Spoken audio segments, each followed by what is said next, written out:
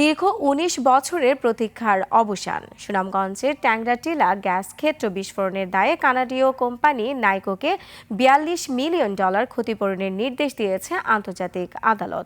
Washington ভিত্তিক tribunal ইকোসিডের এই রায়ে প্রমাণিত হলো নাইকোর অবহেলাতেই পুড়েছিল অমূল্য প্রাকৃতিক সম্পদ। বিস্তারিত নাইম আহমেদের রিপোর্টে।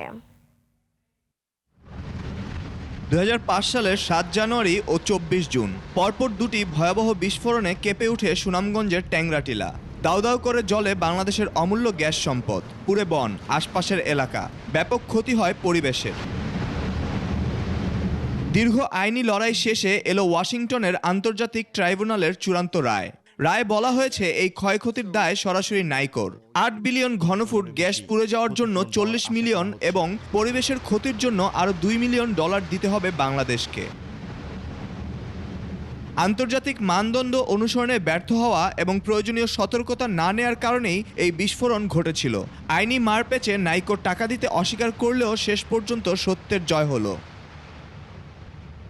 ১৯৫৫ সালে এই গ্যাস ক্ষেত্র আবিষ্কার হওয়ার পর ২৬.৪৬ বিলিয়ন ঘনফুট গ্যাস উত্তোলনের পর পানি উঠে আসায় কূপটি বন্ধ করে দেওয়া হয়। পরে নাইকোকে ২০০৫-এ দায়িত্ব দেওয়া হলে তাদের অবহেলায় বিস্ফোরণে গ্যাস ক্ষেত্রের মজুদ গ্যাস পুড়ে যায় এবং আশপাশের স্থাপনা ও সম্পদের ব্যাপক ক্ষতি হয়।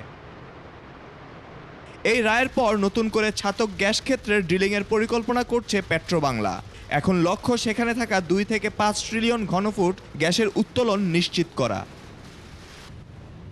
Naim Ahmed, desk report, ২১ television.